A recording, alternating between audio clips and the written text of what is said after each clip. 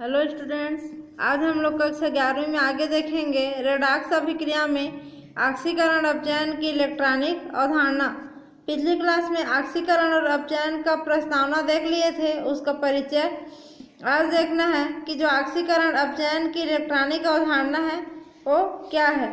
तो जो इलेक्ट्रॉनिक अवधारणा के आधार पे बताया गया है कि कोई सा भी इलेक्ट्रॉन के आधार पे कोई ऑक्सीकरण और अपचयन को कैसे परिभाषित कर सकते हैं। तो जिस प्रक्रिया में कोई तत्व या फिर आयन एक या अधिक इलेक्ट्रॉन खोता है, इलेक्ट्रॉन खोना का मतलब है इलेक्ट्रॉन दान करता है, तो उस क्रिया को क्या बोलेंगे? ऑक्सीकरण की क्रिया। इसी कारण जो ऑक्सीकरण की क्रिया है उसको भी इलेक्ट्रॉनीकरण भी कहते हैं। माने इलेक्ट्रॉन को बाहर निकालना, इलेक्ट्रॉन को दान करना या इलेक्ट्रॉन को खोना, इन सब को क्या बोलेंगे? भी इलेक्ट्रॉनीकरण या फिर ऑक्सीकरण कहते हैं। और जिस पदार्थ का ऑक्सीकरण होता है वह अधिक धनात्मक हो जाएगा। एक इलेक्ट्रॉन दान करेगा तो उस पर एक ठो धन आवेश लगेगा, दो इलेक्ट्रॉन दान करेगा तो दो ठो धन आवेश लगेगा उस तत्व के ऊपर में। तो क्या होगा? जितना ज़्यादा इलेक्ट्रॉन दान करेगा वह उतना ज़्यादा धनात्मक आवेश वाला होगा, माने धन आवेश में वृद्धि होगी और ऋण आवेश का मान क्या हो जाएगा? कम हो जाएगा।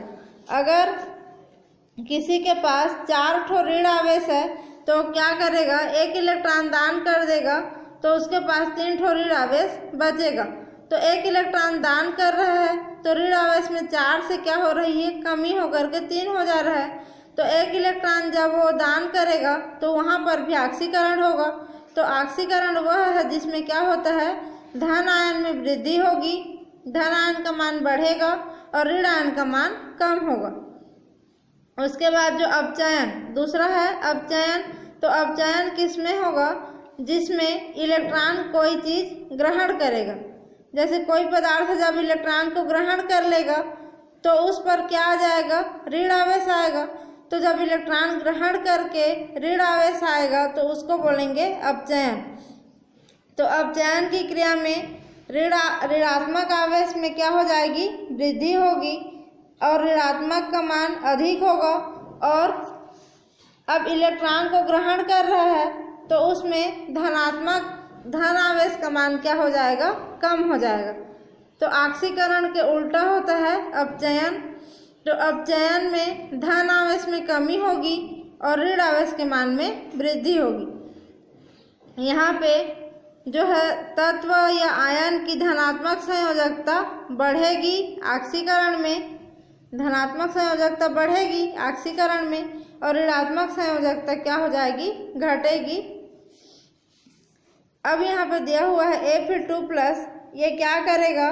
एक ठो इलेक्ट्रॉन को दान कर देगा तो केस में चेंज हो जाएगा Fe3+ में।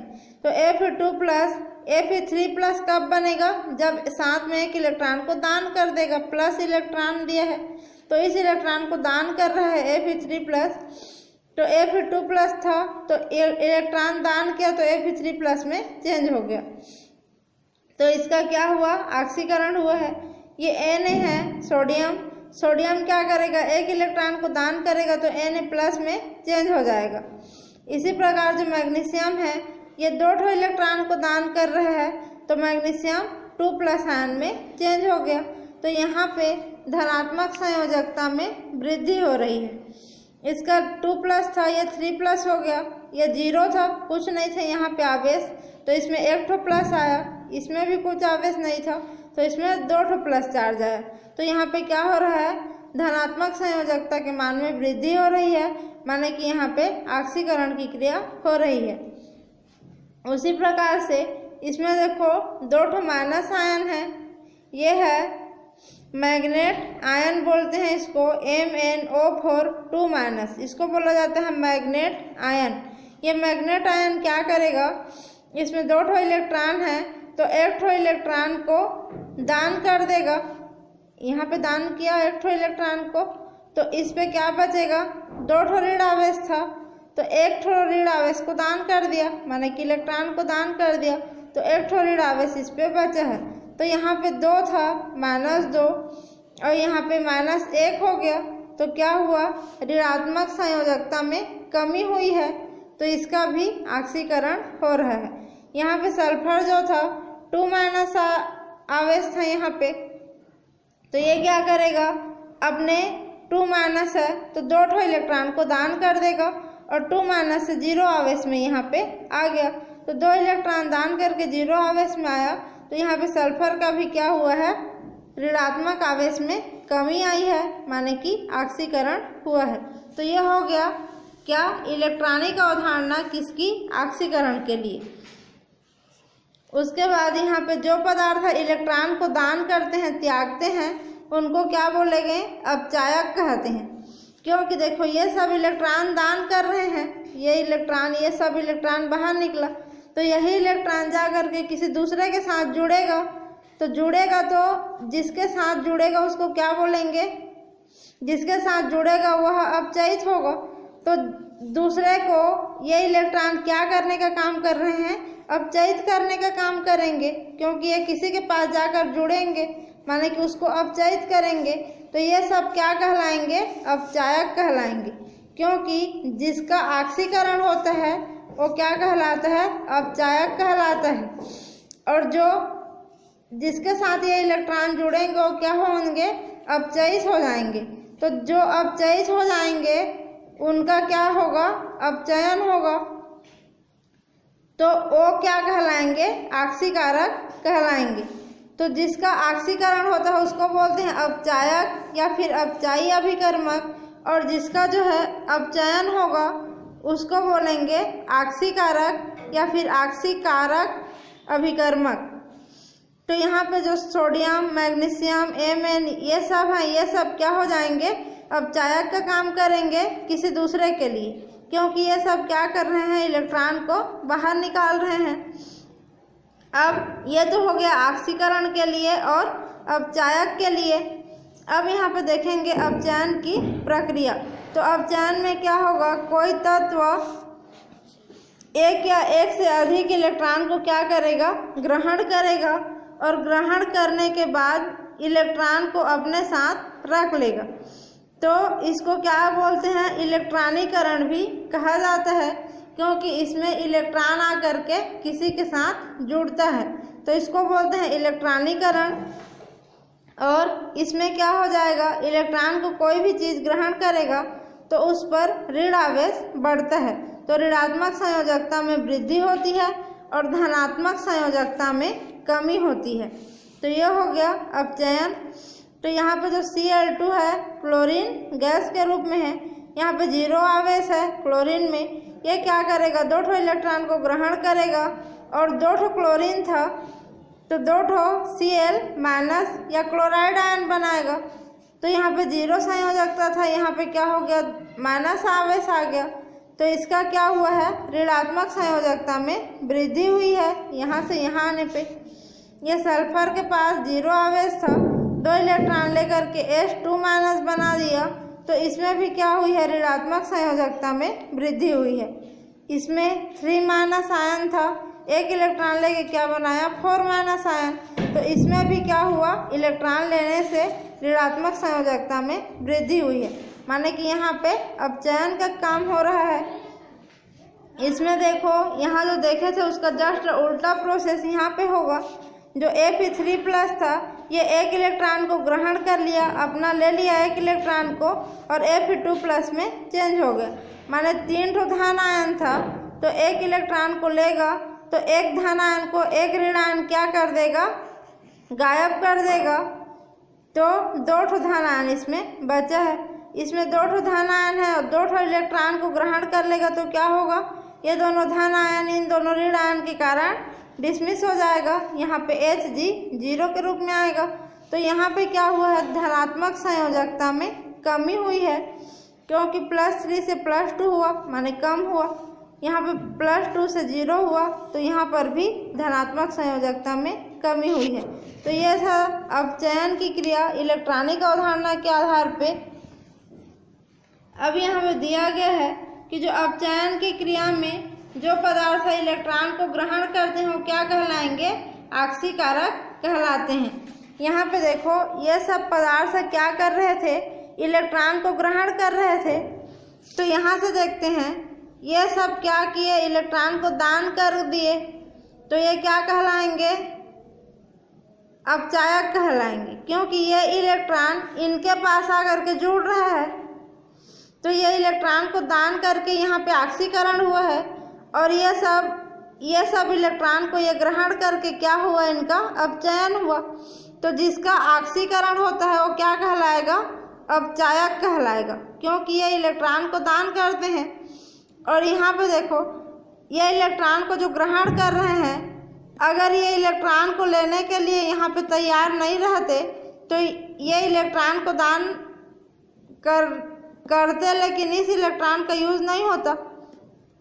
तो ये इलेक्ट्रॉन को लेते हैं किसी भी यौगिक में, इसीलिए ये इलेक्ट्रॉन को दान करता है कोई चीज़। तो इसको इलेक्ट्रॉन दान कर रहा है, उसको कौन ले रहा है, ये। तो ये क्या कहलाएंगे, अपचायक, ऑक्सीकारक कहलाएंगे, और ये कहलाएंगे अपचायक। तो ये इलेक्ट्रॉन को ग्रहण कर रहे हैं तो ये सब हो जाएंगे अपचायक। नहीं, ये सब इलेक्ट्रॉन को ग्रहण कर रहे हैं तो ये सब हो जाएंगे ऑक्सीकारक, और ये सब हो जाएंगे अपचायक, क्योंकि ये इलेक्ट्रॉन दान करते हैं और जो इलेक्ट्रॉन ग्रहण करता है वो कहलाता है ऑक्सीकारक। उसके बाद आगे दिया हुआ है रेडॉक्स अभिक्रिया। तो जो रेडॉक्स अभिक्रिया है उसमें वही होगा रिडक्शन प्लस ऑक्सीडेशन। तो ऑक्सीडेशन माने कि इलेक्ट्रॉन का त्यागना, और अपचयन माने कि इलेक्ट्रॉन को ग्रहण करना। दोनों क्रिया क्या होगी, साथ साथ होगी, तो उस अभिक्रिया को बोलेंगे रेडॉक्स अभिक्रिया। तो जो रेडॉक्स अभिक्रिया है उसमें यहाँ पे दिया है इलेक्ट्रॉन स्थानांतरण के रूप में ऑक्सीकरण और अपचयन। तो रेडॉक्स अभिक्रिया में क्या होगा, इलेक्ट्रॉन का स्थानांतरण होता है। देखो यहाँ पे दोनों क्रिया होगा, ऑक्सीकरण भी होगा और अपचयन भी होगा। तो ऑक्सीकरण में क्या होगा, इलेक्ट्रॉन का त्याग होगा, और अपचयन में क्या होगा, इलेक्ट्रॉन का ग्रहण होगा। तो इन दोनों को साथ साथ लेंगे, इससे स्पष्ट होता है कि जो रेडॉक्स अभिक्रिया में एक पदार्थ इलेक्ट्रॉन को त्यागेगा माने खोएगा या फिर दान करेगा, उसी समय दूसरा पदार्थ क्या करेगा, उन इलेक्ट्रॉनों को ग्रहण कर लेगा। और रासायनिक जो अभिक्रियाएं हैं वह ऑक्सीकरण अपचयन के रूप में रेडॉक्स अभिक्रिया कहलाएंगी। यहाँ पे रेडॉक्स अभिक्रिया के दौरान जो इलेक्ट्रॉन है वह अपचायक से किसकी ओर जाएगा, ऑक्सीकारक की ओर जाता है। देखो जो अपचायक है वो इलेक्ट्रॉन को दान करेगा, तो अपचायक से इलेक्ट्रॉन निकलेगा और ऑक्सीकारक उस इलेक्ट्रॉन को ग्रहण करेगा। तो अपचायक से इलेक्ट्रॉन निकलेगा और किसकी ओर जाएगा, ऑक्सीकारक की ओर जाता है। तो यहाँ पे इसी को समझाया है, एक ऑक्सीकारक है एक अपचायक है। तो जो अपचायक है ये क्या करेगा, इस इलेक्ट्रॉन को निकाल रहा है, और यही इलेक्ट्रॉन आकर के कहाँ पे जुड़ेगा, ऑक्सीकारक के साथ जुड़ेगा। तो यहाँ से निकला इसलिए इधर जाके यहाँ पे आके जुड़ गया। तो अपचायक से इलेक्ट्रॉन कहाँ आया है, ऑक्सीकारक के पास आया है। तो ये दोनों अब क्या बन जाएंगे, इस प्रोसेस के द्वारा ये इलेक्ट्रॉन को क्या कर रहा है, दान कर रहा है यहाँ पे। तो y पे क्या आएगा, धन आवेश आ जाएगा, इसलिए यहाँ पे y पे धन आवेश आ गया है। तो जो अपचायक है वो क्या हो रहा है, ऑक्सीकृत हो रहा है, उल्टा होता है। जो अपचायक हो क्या हो रहा है, ऑक्सीकृत हो रहा है। अब ये जो ऑक्सीकारक है इस इलेक्ट्रॉन को ग्रहण कर रहा है, तो ग्रहण करेगा तो इस पर क्या आएगा, ऋण आवेश आएगा। तो जो ऑक्सीकारक है यहाँ पे उसका उल्टा ये क्या होगा, अपचयित प्रोडक्ट इसका बनेगा। तो जो ऑक्सीकारक रहते हैं वह अपचयित होते हैं और जो अपचायक रहते हैं वो ऑक्सीकृत होते हैं। यह होता है रेडॉक्स अभिक्रिया। इसमें जिंक तथा कॉपर आयन के बीच में होने वाली अभिक्रिया को बताया गया है। तो जिंक और कॉपर के बीच में होने वाली क्रिया, तो जिंक भी को ठोस रूप में लिया है और जो कॉपर है उसको कॉपर 2+ आयन के रूप में लिया है और इसका एक्वा सॉल्यूशन या फिर जलीय विलयन यूज़ किया है। तो यहाँ पे ये 2+ है, इसका मतलब 2+ है, तो 2+ को अगर हम लोग को 0 करना है तो क्या करना पड़ेगा, इसको 2 ठो इलेक्ट्रॉन देना पड़ेगा, तब ये Cu2+ से क्या बन जाएगा, Cu में चेंज होगा। तो ये जो जिंक है इसका ऑक्सीकरण होता है यहाँ पे, और 2 ठो इलेक्ट्रॉन यहाँ से निकलता है, 2 इलेक्ट्रॉन का निकलना, तो यहाँ से इलेक्ट्रॉन निकलेगा तो ये क्या बना लेगा, जिंक 2+ बना लेगा। अब 2 इलेक्ट्रॉन ये निकाला है, उसी इलेक्ट्रॉन को कौन ले लेगा, कॉपर 2+, तो इस 2 इलेक्ट्रॉन को ये कॉपर ले लेता है और Cu2+ से क्या बना लेता है, Cu बनाता है। तो इसका ऑक्सीकरण हो रहा है और इसका क्या हो जाएगा, अपचयन होगा और Cu2+ से क्या बनेगा, Cu बनेगा। तो इसमें 2 इलेक्ट्रॉन निकले थे यहाँ से, वही 2 इलेक्ट्रॉन कहाँ आएंगे, यहाँ पे 2 इलेक्ट्रॉन आकर के जुड़ जाएंगे।